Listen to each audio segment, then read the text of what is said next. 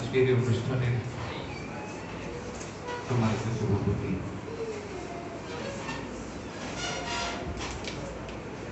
সামনে উপস্থিত সুপ্রিয় কর্মীবৃন্দ এবং যারা এই অনুষ্ঠানের আয়োজন করেছে, সুপ্রিয় প্রশিক্ষণার্থী শিক্ষার্থীবৃন্দ, আসসালামু আলাইকুম।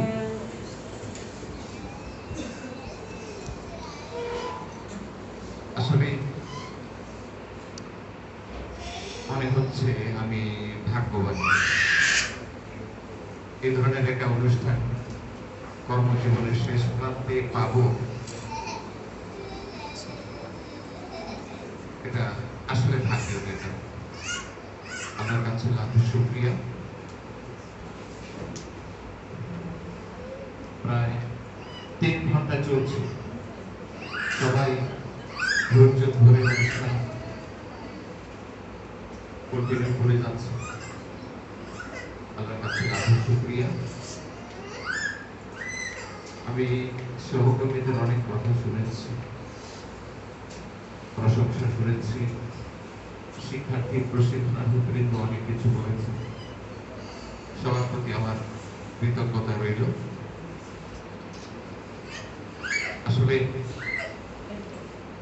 পেশাগত দায়িত্বের অংশ হিসেবে যা করা উচিত মনে হয়েছে আমি সেটুকু করার চেষ্টা করেছি। একজন শিক্ষক হিসেবে যা আমার করা উচিত মনে হয়েছে ছাত্রদের স্বার্থে, প্রতিষ্ঠানের স্বার্থে, আমি সেটুকু করার চেষ্টা করেছি। জানি না কতটুকু সফল হয়েছি। যদি ঘাটতি থেকে থাকে আপনারা ক্ষমা করবেন।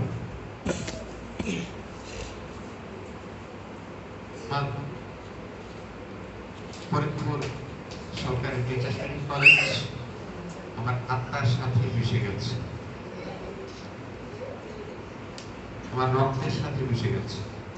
গতকাল সকালে আসছিলাম একসাথে কয়েকজন সহকর্মী সহ, কলেজ গেট ক্রস করার সময় আমি শুধু এটুকুই বলছিলাম যে আজকেই শেষ প্রবেশ এই কলেজের একজন সহকর্মী হিসেবে।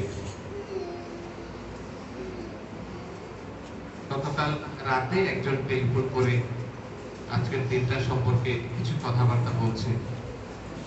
তখন শুধু আমার আমি নিজের অজান্তেই একটা কথা বলেছি যে আমার মনে হচ্ছে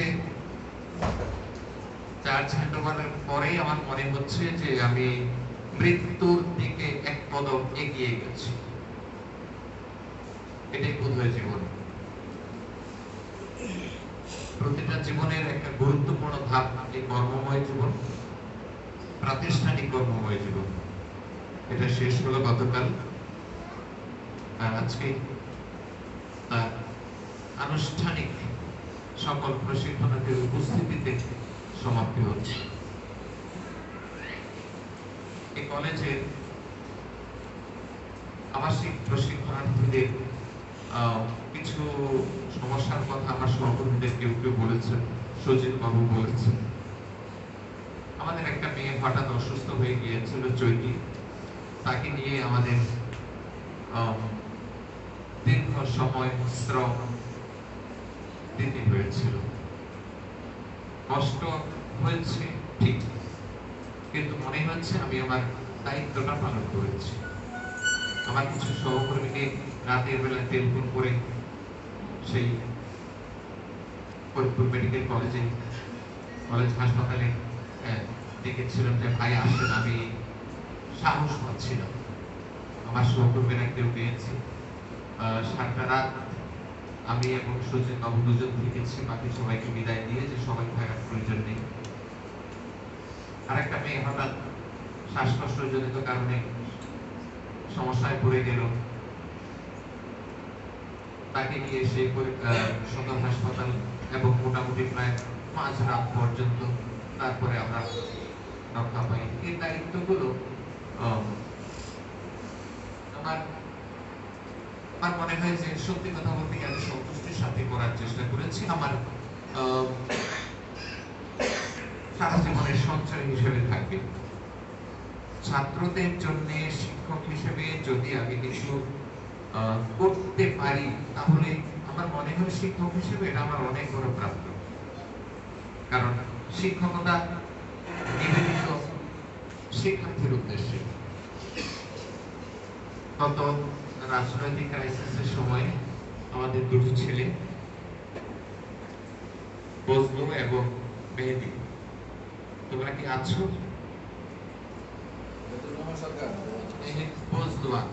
বজলু আছে, মেহেদি নেই। এরা সমস্যার সম্মুখীন হয়েছিল।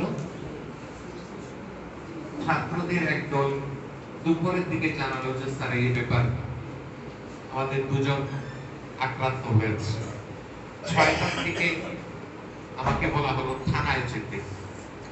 আমি থানায় গেলাম 6টায়, বলা হলো পুলিশ লাইনে আছে। গেলাম পুলিশ লাইন, সেখানে অপেক্ষা করতে করতে 8টার দিকে বলা হলো থানায় যান, থানায় পাঠিয়ে দেওয়া হবে। গেলাম থানায়, থানা বলে পাঠানো হয়নি, পুলিশ লাইনে আছে।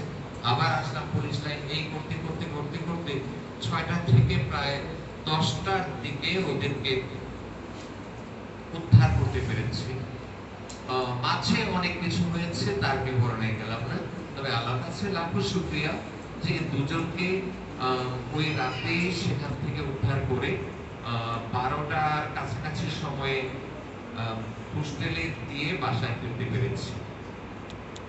এটা আমার অনেক বড় সন্তুষ্টি। আল্লাহর কাছে শুকরিয়া যে আমার আবাসিক দুজন স্টুডেন্টকে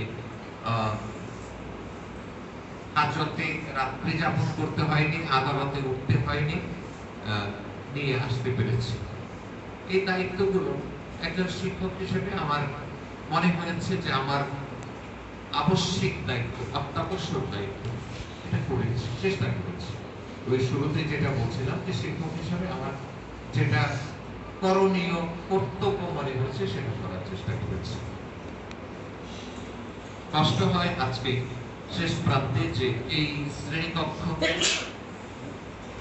আগামী দিন থেকে আর আমার সামনে থাকবে না, এই ক্লাসরুমের এই বোর্ডগুলো সামনে থাকবে না, বিএড, এমএড, অনার্স এই ছেলে মেয়েগুলো আর সামনে থাকবে না।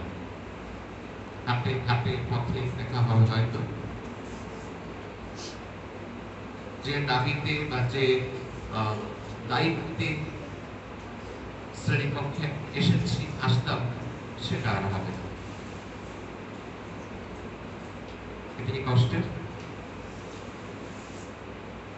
তবু আল্লাহর কাছে শুকরিয়া, সুস্থতার সাথে শেষ কর্মদিনটা পর্যন্ত আসতে পেরেছি। 31 বছর প্রায় টিচার্স ট্রেনিং কলেজ। আপনারা জানেন এর আগে আরো 2.5টা বছর সরকারি হাই স্কুল এবং সরকারি প্রাইমারি স্কুল দুটো জায়গায় কাজ করেছি। প্রায় 34 বছর জীবনের একটা বড় অংশ কর্ম নিয়ে কেটেছে শিক্ষকতায়। শেষ হচ্ছে কষ্টটা এই জন্য যে এই চেনা জানা পরিচিত অঙ্গনটা, পরিচিত মুখগুলো ভুলে কিভাবে সময় পার করব, এই চিন্তাগুলোই করছি। এখানে বসার পর থেকে নিজেকে সামলাতে পারছিলাম না, কষ্ট হচ্ছিল। আপনারা যেমন স্মৃতিচারণ করেছেন, আমিও আমার অতীত দিনগুলোর স্মৃতিচারণ করছিলাম এবং সেই করতে গিয়ে কষ্টগুলো হচ্ছিল। একজনের কথাগুলো শুনে তো নিজেকে আর সামলাতে পারিনি। আজকে শেষ দিন, আপনাদের সাথে দেখা হবে। ডায়াসে দাঁড়িয়েছি নিজেকে খুব শক্ত করে, যাতে একটু স্বাভাবিকভাবে কথা বলতে পারি। আজকে আপনাদের কাছে ফাইনালি বলবো, ক্ষমা করবেন। চলার পথে যদি কোনো ভুল করে থাকি, সুপ্রিয় সহকর্মীবৃন্দ এবং প্রশিক্ষণার্থীবৃন্দ ক্ষমা করবেন। এই দিনটা হলো ক্ষমা চাওয়ার দিন। একজন কর্মজীবী হিসেবে শেষ দিনটা হলো ক্ষমা চাওয়ার দিন। আপনাদের বলা প্রশংসাগুলোকে যেন আমি লালন করতে পারি সারা জীবন, যে কয়দিন আছি। আপনাদের ক্ষমাটা যেন পাই, কারণে অকারণে কোন আচরণ কথা যদি আপনাদের কষ্টের কারণ হয় ক্ষমা করবেন। আপনাদের মঙ্গল করুন। আগামী দিনগুলো আপনারা সবাই ভালো থাকুন, সুস্থ থাকুন, এটুকু আশা করছি। ধন্যবাদ সবাইকে। আসসালামু আলাইকুম।